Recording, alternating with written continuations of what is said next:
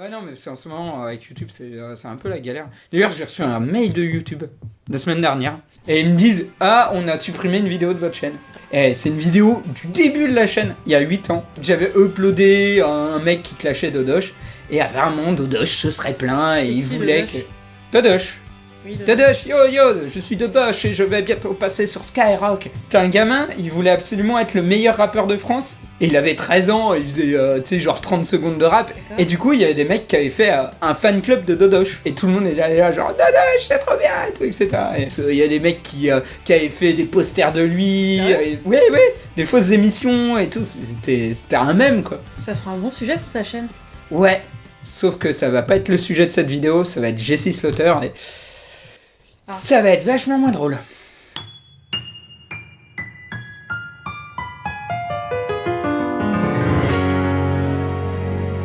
You done goofed est une phrase en anglais signifiant grosso modo « vous vous êtes fait avoir ». Celle-ci fut popularisée en 2010 suite à un coup de sang par Jen Leonhardt afin de défendre celle qui à l'époque était sa fille et se surnommait Jessie Slaughter.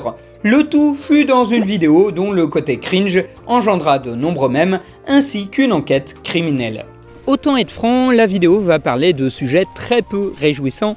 Et si vous êtes mal à l'aise avec les témoignages de harcèlement, de cyberharcèlement, de viol et de pédophilie, je crois qu'il vaut mieux que vous passiez votre tour. De toute façon, nous sommes en plein mois d'août, je sais très bien que l'audience ne va pas être faramineuse, mais j'avais besoin de faire cette vidéo en partie pour exorciser mes démons. Après, ça n'est pas la première fois que l'on parle de pédophilie dans cette émission. Souvenez-vous, nous avions évoqué le cas de Pédobert. Pédobert était à l'origine une icône créée comme un symbole de censure sur les image boards et que les internautes avaient détourné en ours à la recherche d'images pédophiles. Tout un délire s'était organisé autour de lui durant des années sur internet. Images comiques, gifs animés, advice meme, etc., etc. Les internautes lui avaient même inventé une némésis en la personne de Chris Hansen. Celui-ci était célèbre pour avoir animé To Catch a Predator, une émission de télé-réalité américaine de 2004 à novembre 2007. L'idée était de se faire passer pour une très jeune fille en ligne afin d'attirer un pédophile. Lorsque celui-ci arrivait au rendez-vous, il trouvait Chris Hansen et son équipe en train de le filmer et celui-ci l'accueillait par la phrase culte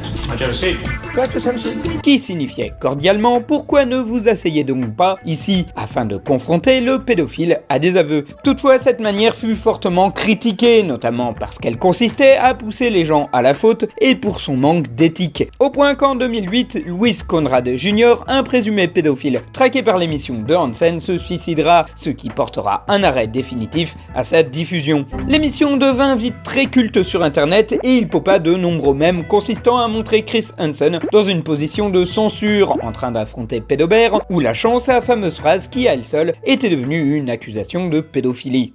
Parallèlement à la fin de l'émission de Chris Hansen, à Orlando, un petit groupe de musique commençait à faire parler de lui, en l'occurrence Blood on the Dance Floor. Blood on the Dance Floor est un groupe d'électro-rock d'Orlando actif de 2007 à 2018 et fondé par David Jesus Torres alias Davi Vanity. Le groupe est connu pour ses paroles dégueu, ses millions de vues sur YouTube et pour avoir changé un grand nombre de fois de membres, ceci ne s'entendant pas avec la personnalité de Vanity qui en plus d'être un sale type qui aurait arnaqué des milliers de dollars à ses fans en leur vendant du merchandising inexistant est très certainement un violeur et un pédophile.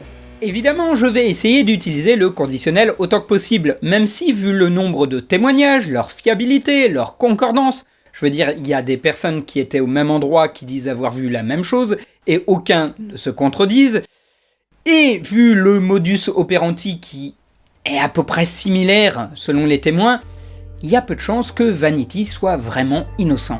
Selon un article du Huffington Post datant de la fin de l'année 2018, de 2007 à maintenant, plus d'une vingtaine de femmes, quasiment toutes mineures au moment des faits, auraient subi des attouchements ou auraient été violées par Vanity, même si les victimes avancent le chiffre plus probable d'une cinquantaine de personnes. Le modus operandi est souvent le même. Torres sympathise avec une jeune fille et lui parle longuement sur les réseaux sociaux, puis à l'occasion d'un concert, il va l'inviter dans une loge, un camion ou tout autre lieu à l'abri des regards où il qui l'agressera. Après coup, cela lui arrive même de continuer à fréquenter sa victime sans jamais reparler de ce qu'il aurait pu faire. Ses victimes suivent alors deux chemins. Certaines s'enfoncent dans le déni, continuent de rester avec Vanity et en développent une relation abusive. D'autres décident de l'accuser, mais elles sont immédiatement traitées de menteuse et harcelées en ligne par le fandom de Blood on the Dance Floor.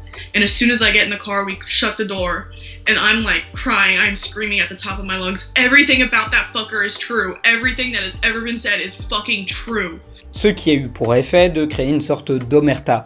Lorsque certaines fans, qui avaient défendu becs et ongles Vanity, se retrouvaient victimes à leur tour, elles se taisaient car elles connaissaient très bien les répercussions qu'elles encouraient. Alors que celui-ci vieillit, la plupart de ses victimes présumées ont toujours le même profil. Des jeunes filles, souvent en détresse, avec des parents qui ne sont pas trop présents pour les protéger. Souvent mineures, elles ont entre 18 et 12 ans, la plus jeune aurait eu 10 ans au moment des faits. Oui, 10 ans. C'est choquant.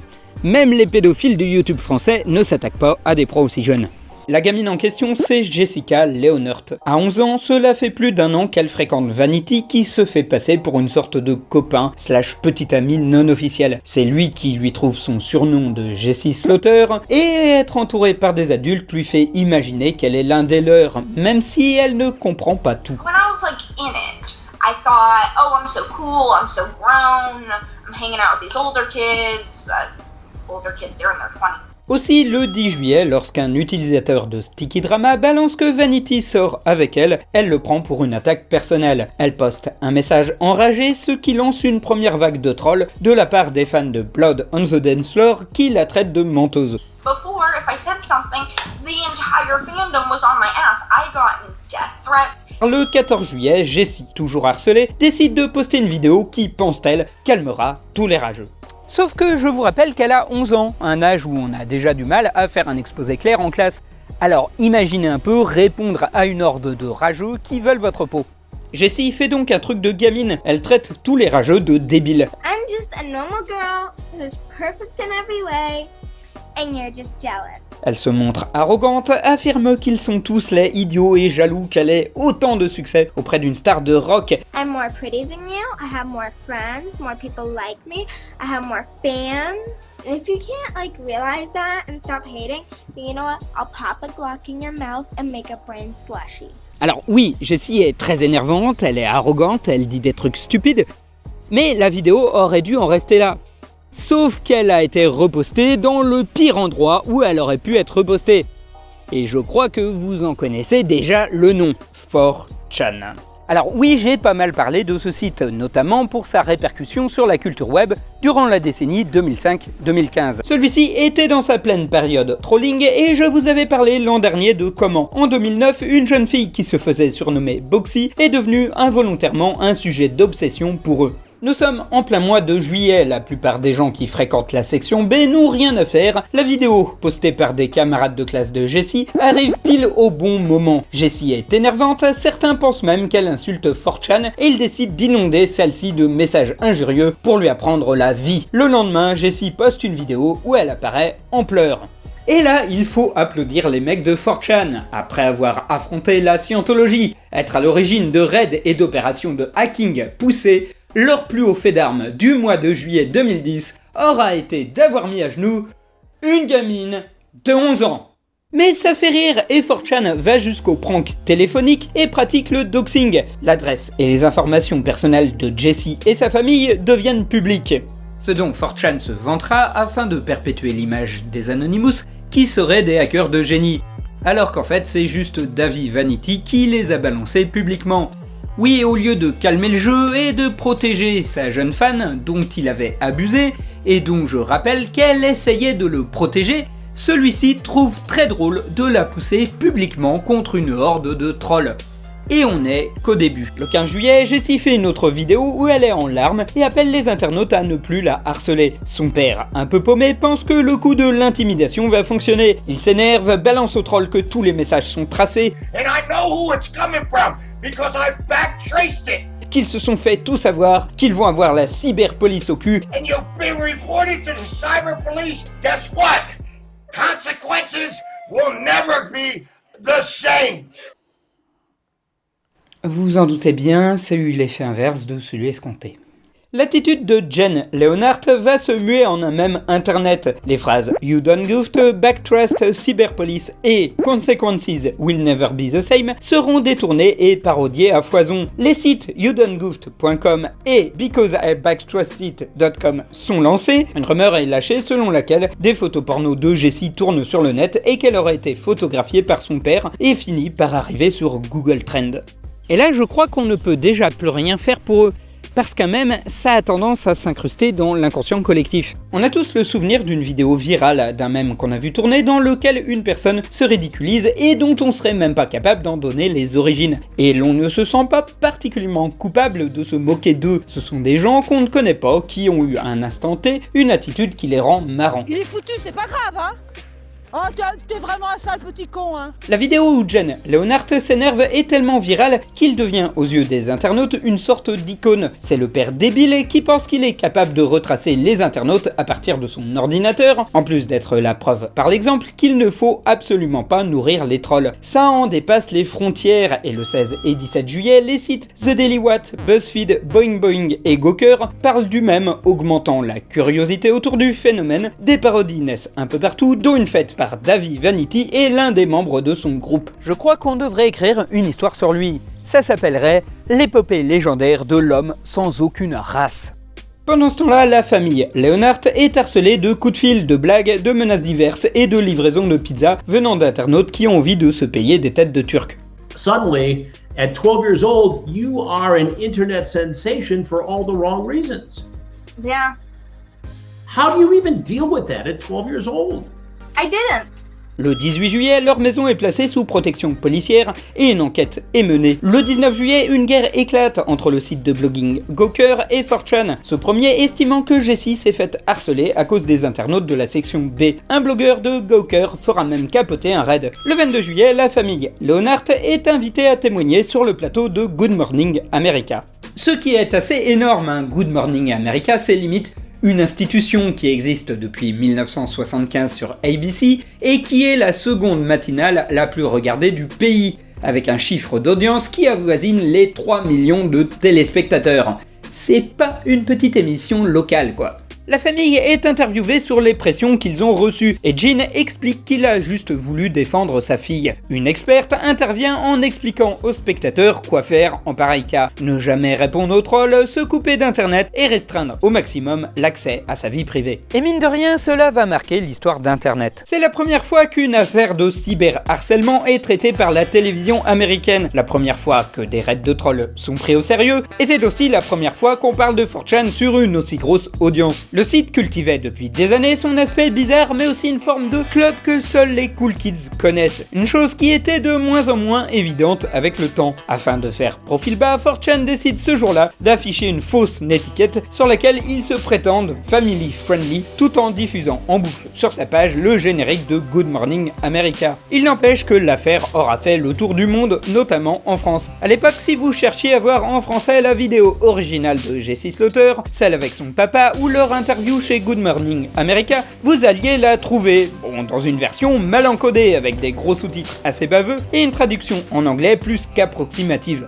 Je connais très bien ces vidéos, et pour cause, c'est moi qui les ai faites. Allez, parlons de moi pour une fois. À l'époque de la sortie du mème, cela faisait plusieurs jours que la Chronique Facile venait de fêter sa première année d'existence. D'abord débutée comme un passe-temps, l'écriture des articles sur le post.fr devenait de plus en plus prenante, au point que je grugeais même mon taf alimentaire pour avoir plus de temps pour le faire. Et je n'ai pas vraiment de scrupules à le dire maintenant, vu que la boîte qui m'embauchait à l'époque a fait faillite en 2015.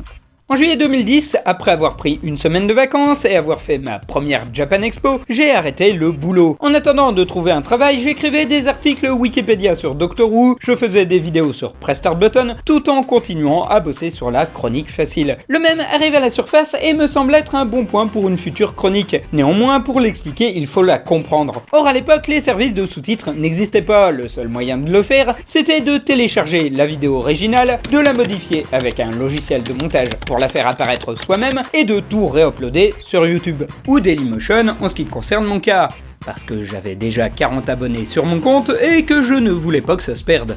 Vu mon niveau d'anglais de l'époque, le truc est fait un peu à la zob, avec une musique piquée au site French Nerd lors des moments où j'avais la flemme de traduire. Le but était de toute façon d'illustrer un article, que les gens comprennent l'essentiel, et tant pis si c'est un peu bâclé. La vidéo est uploadée le 20 juillet et l'article est posté le 21 juillet 2010. Et c'est le plus gros carton que j'ai jamais eu de ma vie.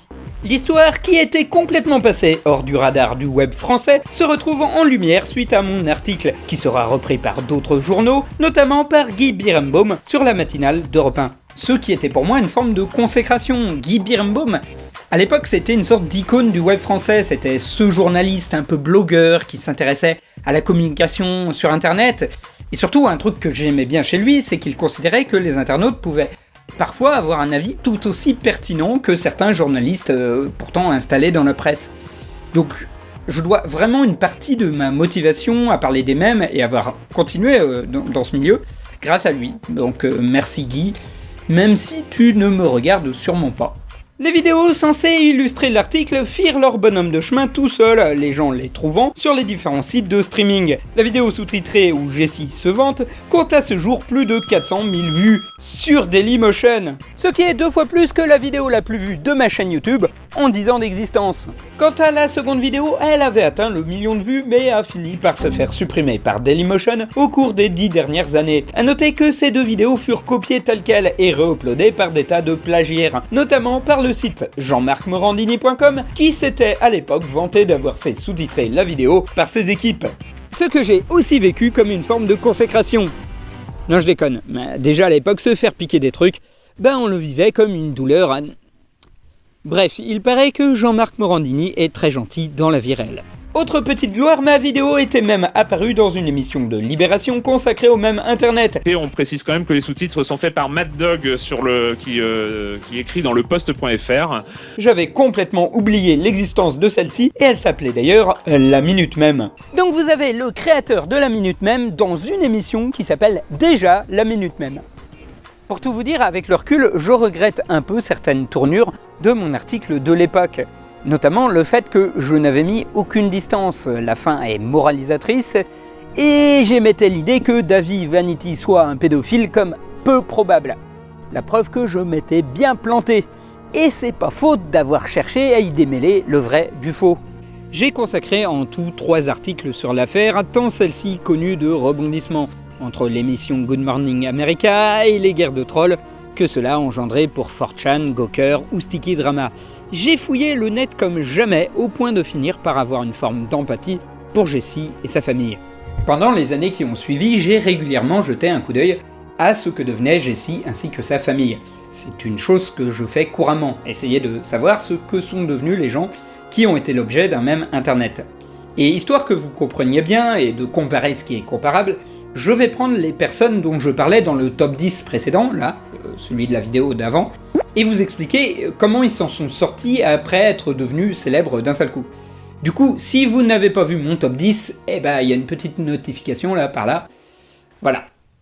Bon, d'office, on va éliminer les gens qui étaient déjà célèbres avant d'être un mème. En être un fera bien rire The Insane Clown Posse, mais avec une base de fans ultra active, c'est pas ça qui aura changé grand chose à leur vie. Idem pour Keanu Reeves, dont la carrière a décollé quelques années après en incarnant le personnage de John, touche pas à mon chien Wick, même si je pense que le fait d'être l'objet d'un mème internet n'a pas dû être étranger au culte geek dont il profite encore toujours. Nathanael Derrickson va, lui, dans un premier temps, mal vivre le fait de se faire insulter et de recevoir des menaces de mort. En même temps, personne ne le vit bien. Mais il va apprendre de sa gaffe, faire amende honorable en cherchant à comprendre où il a merdé et corriger le tir en apprenant à se servir des réseaux sociaux. L'intérêt, c'est que je me suis dit, tiens, je vais apprendre.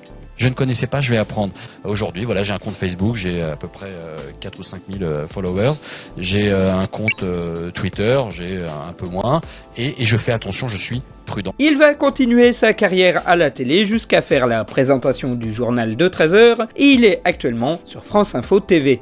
Quant à Edward Kill, il s'amusera du regain inespéré de notoriété qu'Internet lui a ramené. Hélas, le chanteur s'éteindra 2 ans plus tard, à l'âge de 77 ans, le 4 juin 2012. Passons maintenant aux gens qui étaient de parfaits inconnus avant de devenir des mèmes. Sans être une star, Paul Vasquez avait déjà une vie super hors norme avant d'être un mème. Alors certes, il participera à des émissions de télé et fera des pubs autour du double arc-en-ciel, ce qui lui permit de vivre un peu mieux que l'équivalent du RSA qu'il touchait à l'époque. Il fit même une apparition sur scène avec les Gregory Brothers lors d'une convention. Revenu petit à petit à un anonymat tout relatif, et il continua à poster des petites vidéos de sa vie quotidienne, qui sont vues par des centaines de personnes. Toutefois, il ne monétisera jamais sa vidéo du double arc-en-ciel, la considérant trop sacrée pour lui ramener de l'argent. Paul Vasquez était, au dire de toutes les personnes qui l'avaient rencontré, un véritable nounours et un type adorable. Il disait lui-même que c'était dingue de se dire que pendant des années, des gens inconnus à travers le monde penseraient à lui à chaque fois qu'ils verraient des doubles arc-en-ciel. Et ça, c'est vrai que c'est chouette. A l'inverse, Antoine Dodson va chercher pendant des années à capitaliser sur la vidéo qui l'a rendu célèbre, l'argent de la chanson et des produits dérivés lui permettant, avec sa famille, de pouvoir déménager dans un quartier plus tranquille. Il annonce qu'il se lance dans la chanson et un pilote d'une série de télé-réalité sur sa famille sera tourné. Il fait aussi un peu de publicité, mais hélas, cela ne décollera vraiment jamais. Le cas le moins évident, c'est celui de l'Epic Birdman. Devant l'ampleur du même, les journalistes vont interviewer Thomas Bruzo, Michael Lovett et Liana Washington, la passagère qui a filmé l'altercation. Un documentaire sur la vie de Bruzo au jour le jour, sous le nom de I Am a Motherfucker, verra le jour sur YouTube, montrant les côtés violents du bonhomme, ce qui va dérouter les fanatiques d'extrême droite qui voulaient faire du papy qui fracasse à noir une sorte de porte-étendard. Au final, le seul gagnant dans cette histoire est le réalisateur Craig Moss, qui s'inspirera de l'affaire pour un film nommé Badass, avec Danny Trejo, racontant l'histoire d'un papy devenu héros après qu'une vidéo sur le net les montrait en train de tabasser des skinheads. Une histoire bien amère pour Bruzo, dont on n'a plus de nouvelles depuis 2011, lorsqu'on avait appris que celui-ci était devenu SDF. De son côté, Jessie Slaughter est celle qui va subir les pires répercussions, ce qui n'est pas si étonnant. Elle est jeune, inexpérimentée, ultra sensible et vivant dans un milieu défavorisé. Et suivre sa vie au fil des ans aura ressemblé à une lente descente aux enfers. Cherchant à surfer sur le même, Blood on the Dance Floor écrivit une chanson nommée You Done Goofed, dans laquelle il se moque ouvertement de Jessie et explique qu'elle mérite d'avoir été traînée dans la boue. Il la traite de menteuse et de pute qui ne cherche que l'attention sur elle. Bravo les mecs, vous venez d'écrire une chanson qui clash une gamine de 11 ans! So there you are at 11 years old with this song and It was video. released on my 12th birthday. He released it on my birthday knowing it was my birthday. L'affaire attire l'attention de la police et celle-ci engrange en 2011 assez de preuves pour inculper Jen Leonhardt. En effet, il s'avère que celui-ci aurait effectivement battu sa fille et sa femme. Jessie est alors placée dans des foyers. Dans l'espoir d'arrêter la vague de haine, le 11 août 2011, elle fait une vidéo dans laquelle elle s'excuse auprès de tout le monde, y compris Blood on the Dance Floor, pour la manière dont les choses ont tourné. It was literally like a plea of a 12-year-old me trying not to be bullied by my only friend. 4 jours plus tard, on apprend la mort de son père d'une crise cardiaque. Et là, je vous ai fait une version courte. Je vous ai épargné les rumeurs hyper malsaines, les commentaires toxiques et tout un tas de choses dont j'ai été plus ou moins indirectement témoin. En effet, c'est assez compréhensible. Après tout ce qui lui est arrivé, Jessie commence à développer un désordre de la personnalité et son rapport à Internet fut durant les années qui ont suivi assez malsain. I developed maladaptive daydreaming disorder. I secluded myself to the internet. I had a series of rocky relationships. I never recovered, but I never grew in the first place. On pourrait se dire, bon, elle a payé cher, mais au moins cela a alerté les gens sur la nature toxique de Davy Vanity. Hélas, Davy Vanity a continué à faire de la musique après l'affaire, malgré les départs successifs des membres de son groupe, sortant même 3 albums en 2018, tout en vivant chez ses parents par manque d'argent. Des femmes témoignent que durant toutes ces années, il a continué à abuser d'elles, que ce soit sexuellement ou financièrement. En réalité, au lieu de servir de mise en garde, l'histoire de Jessie a servi d'exemple flippant, les victimes ayant peur de devenir des mèmes à leur tour et d'être ridiculisées toute leur vie. Et c'est là où je voulais en venir. Les mèmes internet peuvent devenir des moyens de pression. Même si, soyons honnêtes, Vanity a bénéficié d'un concours de circonstances. Je pense que la vaste majorité des gens sur 4chan ont fait le raid parce que Jessie semblait arrogante et que son père avait l'air trop con. Mais au final, ils ont obéi à des adolescents qui voulaient faire chier une gamine de leur quartier et ont rendu service à un pédophile. Faut savoir que si 4chan n'a jamais été un site recommandable, ça n'est pas non plus un repère de pédophiles, voire même des gens qui défendent particulièrement la pédophilie. Certes, ils en riaient beaucoup, notamment avec le personnage de Pédobert, mais plus à cause du côté ignoble ou provocateur de la blague. Certains Anonymous aimaient même à une certaine époque Chris Hansen, comme je l'ai dit, c'était un mème, et certains se sont inspirés de sa méthode pour faire tomber des pédophiles. À mes yeux, ça a été le début de la fin pour 4chan. Parce qu'après le remous de l'affaire Jessie Slaughter, le FBI a commencé à voir le site en ligne de mire, appelant ses administrateurs dans certains cas. 4chan devenait moralement responsable de ce qui se passait sur son site, et c'est ce qui a poussé petit à petit l'équipe de modération à changer, et aussi les gens qui étaient dessus. Même s'il y a eu plein d'autres facteurs comme le vieillissement des utilisateurs, les changements de mentalité ou le côté vieillot de son interface, cela a pas mal joué au fil du temps pour passer d'un site où les gens venaient quotidiennement pour chiner des mèmes, un site sur lequel on vient de temps à autre pour choper des fuites, avérées ou fausses, de produits culturels, comme l'a montré l'effervescence récente autour des fuites sur les jeux Nintendo 64. Après, ça n'est pas la seule leçon que j'en tire. En me replongeant dans cette histoire, j'étais assez stupéfait par la façon dont les gens parlaient à l'époque de Jessie. Ils attendaient d'elle une attitude responsable, la blâmaient comme si elle était consciente des répercussions, lui attribuant des ambitions, une personnalité et une sexualité qui correspondent à une personne adulte. Ça n'est pas pour rien que j'ai fait du « elle a 11 ans » un running gag. On ne va pas aborder les choses de la même manière selon l'âge des personnes que l'on a en face de soi, si c'est un enfant, un adolescent, un jeune adulte ou une personne du même âge que vous.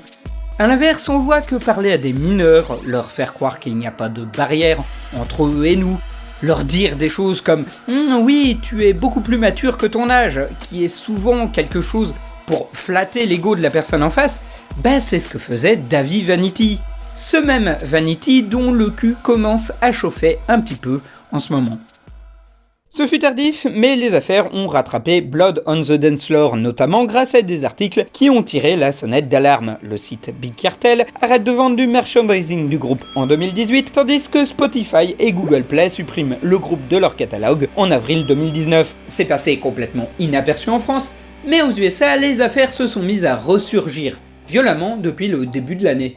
Ce qui est intéressant, c'est que ça a commencé suite aux vidéos sur Onision, un musicien et youtubeur américain soupçonné lui aussi de pédophilie. Les langues ont commencé à se délier et de dire « Vous savez qui est pire qu'Onision ? Ce mec-là, celui de Blood on the Dance Floor !» Ça a fait boule de neige et des dizaines puis des vingtaines de chaînes ont commencé à parler de ses abus et d'interviewer ses victimes. Par exemple, à partir du mois de mars 2020, la youtubeuse Pastel Bell a commencé à faire un dossier sur l'affaire, ce qui a entraîné l'interview d'une de ses victimes, puis d'une autre, puis d'une autre, puis d'une autre, puis d'une autre, puis d'une autre, puis d'une autre, puis d'une autre, puis d'une autre, puis d'une autre, au point que 2 fois par semaine, depuis le mois d'avril, quelqu'un venait témoigner d'un abus que le chanteur lui aurait fait. Et on apprend encore des choses au moment où je vous parle. Actuellement, Davy Vanity continue la musique sous le nom de Kawaii Monster. Il s'est reconverti dans les conseils Wholesome et il continue à vendre du merchandising sous un compte Instagram ayant plus de 123 000 followers. Il s'est d'ailleurs servi de ce compte en avril dernier pour envoyer des photos de lui nu à des mineurs de 16 ans, leur promettant de leur rendre visite une fois le confinement passé. Car même pour aller toucher des adolescents, il faut respecter le confinement. Après, la chaîne de Pastel Bell, dont je viens de vous parler, n'est qu'une des nombreuses chaînes à parler de l'affaire, une autre étant celle de Chris Hansen. En effet, l'animateur de télévision s'est reconverti dans la vidéo YouTube. Toujours intéressé par les crimes pédophiles, celui-ci connaît actuellement un certain succès avec l'émission Have a Seat with Chris Hansen, dans lequel il interviewe des victimes et les encourage à témoigner. Et depuis le début de l'année 2020, celui-ci s'est intéressé à Davy Vanity. You see pictures with him that came out later on when they were little girls and it happened to them. They were so young looking. There's no way you can mistake any of these girls for being over 18. Not a chance. Parmi les premières personnes à être interviewées, on retrouve celui qui se prénommait autrefois Jesse Slaughter et qui est connu depuis plusieurs années sous le prénom de Damien. Bon, on va pas faire les étonnés vu que j'ai cassé un petit peu l'effet de surprise en mettant des extraits de cette interview au cours de la vidéo. Loin d'avoir abandonné la partie, Damien est devenu le porte-étendard de la lutte des anciennes victimes du chanteur, qui à force d'en parler, ont poussé le FBI à ouvrir une enquête sur lui. If you could say anything to Davi Vanity right now, right here, Damien, what would you say? You done goof. Le 20 mai 2020, une vidéo de Jean remerciant Damien pour son courage et sa détermination à ne pas avoir baissé les bras face à son harceleur fut diffusée sur la chaîne de Pastelbel. Car oui, il y a une forme de fin positive à cette histoire. L'époque des moqueries et des brimades est finie, et l'ancienne victime est celle qui aide et supporte les autres. Et on s'aperçoit d'à quel point Internet s'est quand même beaucoup diversifié ces 10 dernières années. En 2010, on était encore à une époque où des domaines comme la vidéo, l'humour, Twitter, le let's play étaient quasi intégralement faits par et pour des hommes et où rien qu'une femme était vue comme une anomalie. L'accès progressif à Internet par une grande partie de la population et l'apparition de plein de communautés qui jusqu'ici n'avaient pas la parole a changé la donne. I didn't speak for 10 years because I didn't think anybody supported me. And it wasn't until I started speaking out that I got support. And more people just have to continue that wave. Et au final, cette histoire m'a fait me demander pourquoi je partage des mèmes internet au juste. Ce qui me motive à parler des mèmes, c'est tout le côté créatif qu'il y a autour. Comment, en partant d'une idée balancée comme ça, on en arrive à une création immense et collective. Mais on peut se poser des questions quand la création s'avère au final ressembler à un monstre dégueulasse, au point qu'on se dise que le monde aurait été meilleur si celui-ci n'aurait pas existé. Alors oui, il y aura toujours des gens pour considérer que le malheur des autres est drôle, parce qu'ils sont plus faibles psychologiquement, handicapés, moins bien éduqués, moins bien riches qu'eux, voire même qu'ils ont eu le malheur de craquer. Mais est-ce une raison pour relayer leurs blagues, aussi drôle soit-elle? Il y a un an, quelqu'un m'a reparlé de l'affaire Jesse Slaughter en rigolant, et ça m'a plus glacé qu'autre chose. Et c'est pour ça que j'ai décidé, à partir de cette époque, que je ne parlerai pas de certains mèmes. Parce que parler d'un mème, c'est aussi transmettre le mème. C'est à ce moment-là que j'ai commencé à faire l'impasse sur les mèmes toxiques, ceux qui véhiculent des messages agressifs sous couvert de moquerie, ou ceux qui pourraient causer du tort à la personne auquel le mème fait référence, parce qu'elle n'est pas connue, parce qu'elle est en situation de faiblesse, ou parce qu'elle pourrait devenir une icône négative malgré elle. Et c'est pour ça que je me dis qu'en fait je vais jamais reparler de Dodoche. Parce que mine de rien avec ma chaîne, je suis dans une attitude qui pose débat. Faut-il sauver la mémoire du net, permettre de comprendre les délires d'une certaine époque, les expliquer, les préserver, ou faut-il au contraire laisser le droit à l'oubli et faire en sorte qu'une personne ayant eu une attitude ridicule ou immature par le passé puisse ne pas porter ce fardeau toute sa vie?